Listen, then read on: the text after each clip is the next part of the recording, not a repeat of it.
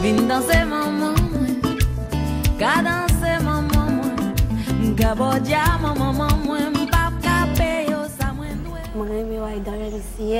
I like the YWCA because I learned a lot that I didn't get in school or from my family either.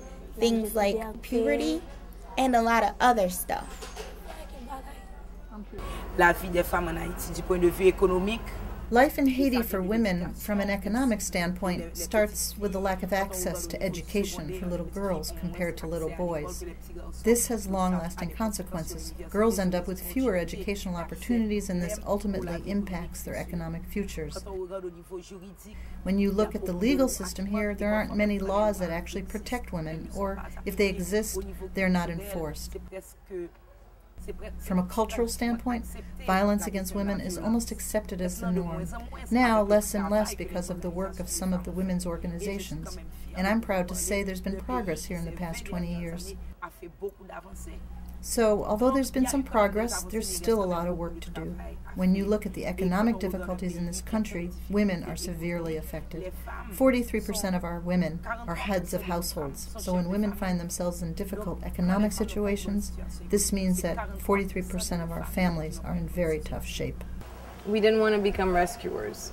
We wanted to have a clear motto and curriculum, and we wanted to impact young girls and women's mentalities. We wanted them to know that even without financial resources, they could become strong leaders, they could make changes in their lives and take responsibility for things that are happening in their community and in their country.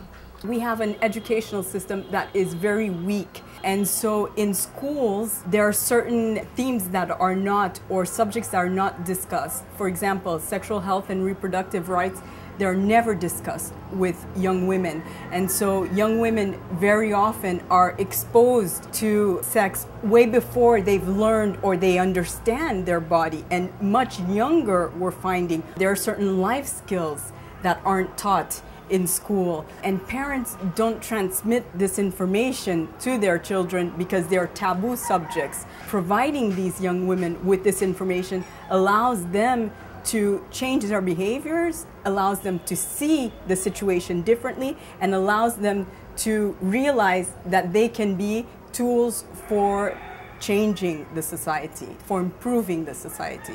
Right now, the major programs that we're offering at the YWCA Haiti are divided in two categories. We have the youth center, and we receive 3 group ages of young girls. Each group has a mentor that works with them, and we work with them on specific subjects that are not necessarily taught in schools. We also talk to them about the environment. We talk to them about human rights and mostly civic responsibilities. We talk to them also about gender-based violence. We have a workshop on financial literacy so that they can start understanding how saving can be beneficiary in the future. We have another group that was selected very specifically for young kids aged 12 to 16 that have never been to school. It's basic academic, non-formal school. They're being taught to read, write, count, and some basic life skills, but everything in Creole. We also have the Leadership Academy, where we receive young women from age 15, 16 to 30 years old, where we do more or less the same themes, but adapted now to their age. It's a series of 8 workshops. They come every Saturday for a workshop, and at the end of the workshop we present them that they have to make up a project. They have to come up with a project that will help their community. Let's say one of them makes peanut butter, she knows how to make it, so she'll get the fund to start something bigger and start a self-sufficient business. I started doing workshops with the girls and young women on self-esteem, on self-confidence, and shortly after we started I realized that there was a lot more into what needed to be done, because there was a lot of trauma, not only due to the earthquake, but also to everyday life. They were very lost emotionally, and they needed a lot of support that they would not get from the parents. And the girls coming here, what we're trying to do with them is letting them know that as young girls and young women, they have rights.